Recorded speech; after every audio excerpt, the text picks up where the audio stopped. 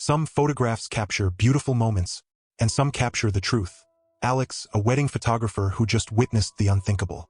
While the bride promised to love and honor her husband forever, he was texting another woman saying, "After the honeymoon, we can finally be together." The woman, Sarah Mitchell, Alex's current girlfriend. But here's what made Alex's blood run cold. The bride was pouring her heart out in those vows. She talked about how this was her second chance at love, how she'd been betrayed before but finally found her soulmate. She had no idea her soulmate was already planning his next betrayal. Alex had two choices: stay professional and let this innocent woman get destroyed, or break every rule in the book. But Alex had a secret that would change everything. During the photo session, the groom noticed Alex's shaking hands. "You okay there, photographer? You look like you've seen a ghost." Alex tried to stay professional, just focused on getting the perfect shots. But Marcus, the groom, wasn't stupid. He saw the angle of that camera, saw exactly what Alex had captured. "You know what? Let me see those photos. Right now." "Sir, I don't usually show previews until..." "I said now." Marcus stepped closer, his entitled mask slipping. "I'm paying you 15 grand for this wedding. That makes me your boss." Here's what Marcus didn't know. Alex had spent 5 years documenting domestic abuse cases for the police. Alex had seen every type of manipulator, every brand of entitled monster. And Alex had never forgotten a single victim. The bride laughed nearby, adjusting her veil, completely trusting.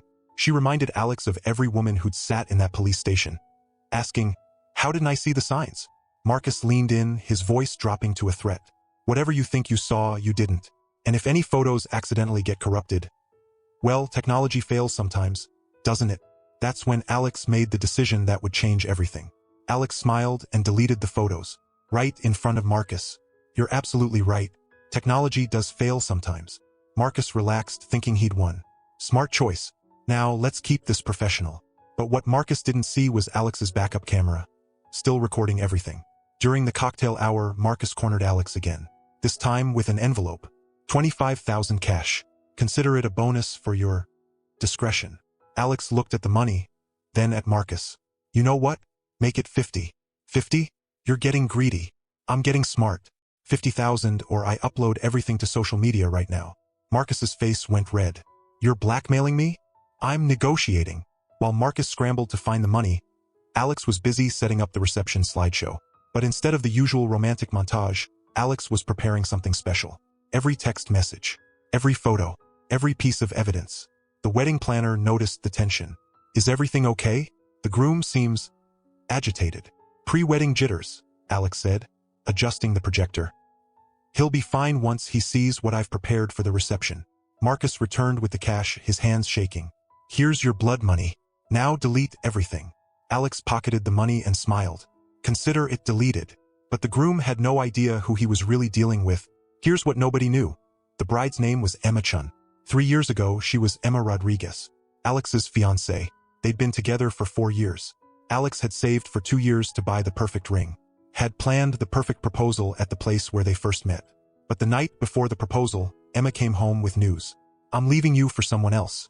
Someone with potential." That someone was Marcus Wellington. Rich family, trust fund, everything Alex could never offer. Emma didn't just leave. She took Alex's life savings from their joint account. Money Alex had been saving for their future, for the photography studio they dreamed of building together. She said Alex was too small-minded for her new life. When Alex tried to fight for their relationship, Emma got a restraining order. Claimed Alex was obsessive and dangerous. Alex lost everything. The apartment, the friends who believed Emma's lies, even the photography business Alex had built from nothing. But Alex never stopped loving her, and never stopped believing she'd realize her mistake.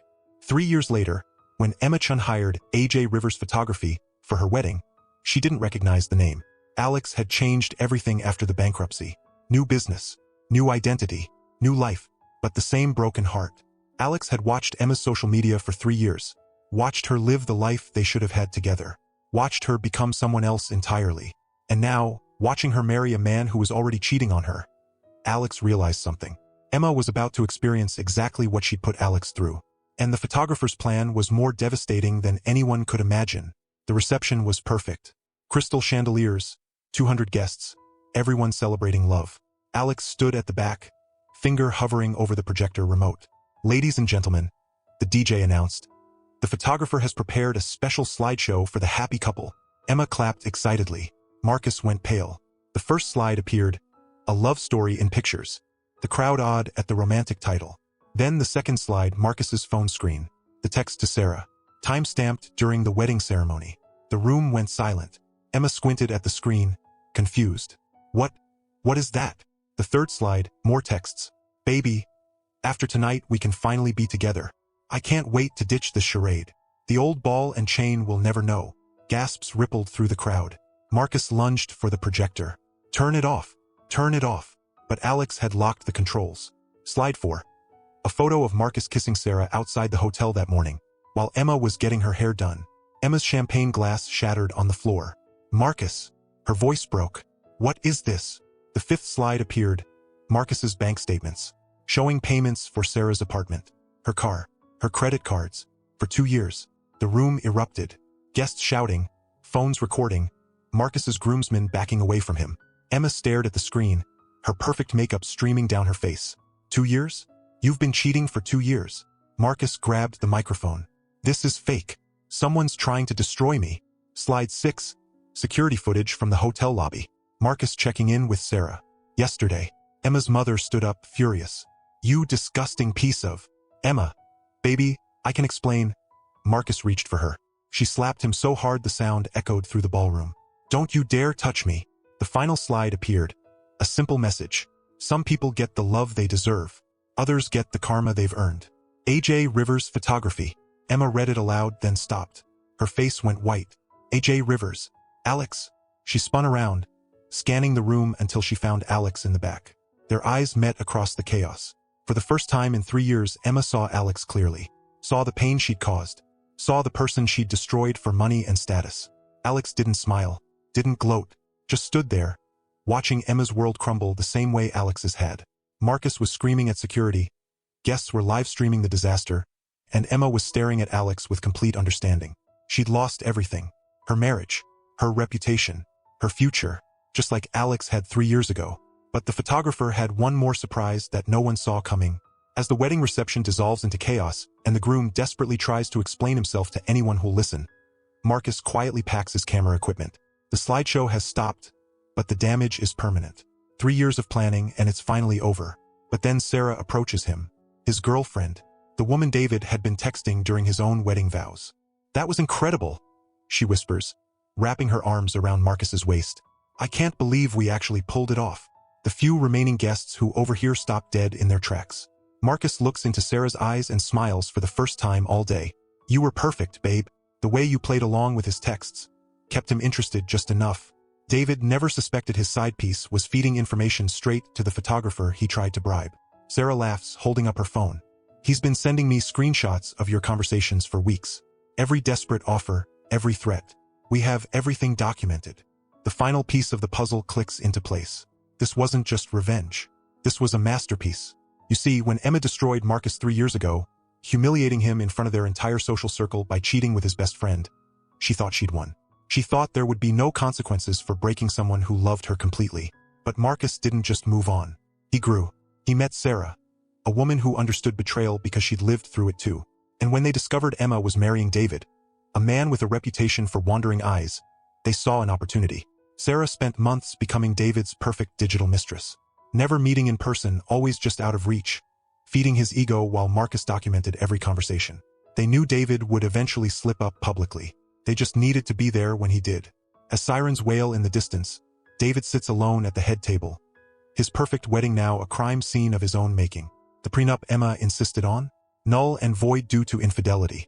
The business partners who attended the wedding, already distancing themselves from the scandal. The social media empire he'd built on being the perfect husband, crumbling in real time as the photos spread across every platform. Emma stands by the wedding cake, still in her dress, finally understanding the depth of what she destroyed 3 years ago. Not just a relationship, but a person's ability to trust. She looks at Marcus one last time, and he sees something he never expected to see in her eyes. Respect. I'm sorry, she mouths across the destroyed reception hall. Marcus nods once. It's enough. Sarah takes his hand as they walk toward the exit. Are you okay? Really okay? Marcus looks back at the wreckage of what was supposed to be the perfect wedding. David is crying into his hands. Emma is comforting guests and trying to salvage some dignity from the disaster. 3 years of rage, 3 years of planning, 3 years of waiting for justice. You know what's funny? Marcus says, squeezing Sarah's hand. I thought this would feel different. I thought I'd feel satisfied or vindicated or something bigger. What do you feel? Marcus considers this as they step into the cool evening air. Free. For the first time in 3 years, I feel completely free. They drive away together, leaving behind the chaos they orchestrated. Behind them, David's phone buzzes with a final message from his digital mistress. Thanks for the memories. P.S. You should really be more careful about who you trust with your secrets. The message is signed with a photo, not of Sarah alone, but of Sarah and Marcus together, clearly happy, clearly in love, clearly the architects of David's downfall. David stares at the photo until his hands shake so badly he drops the phone. Perfect karma doesn't just happen. Sometimes it needs a little help from people who understand that actions have consequences, that betrayal creates ripples that eventually come back as waves, and that the universe has a twisted sense of humor about serving justice through the most unexpected people. Marcus got his closure. Emma learned the cost of cruelty. David faced the consequences of his choices. And Sarah? She found someone who would move mountains to protect love instead of destroy it. Sometimes the best revenge isn't just getting even. It's becoming so much better than the person who hurt you that their betrayal becomes the best thing that ever happened to you. What would you have done in Marcus's situation? Do you think he went too far, or was this the perfect dose of karma? Have you ever experienced betrayal so deep that it changed who you are? Have you ever wished for karma to be this precise? Let me know in the comments. Your stories matter here. Subscribe.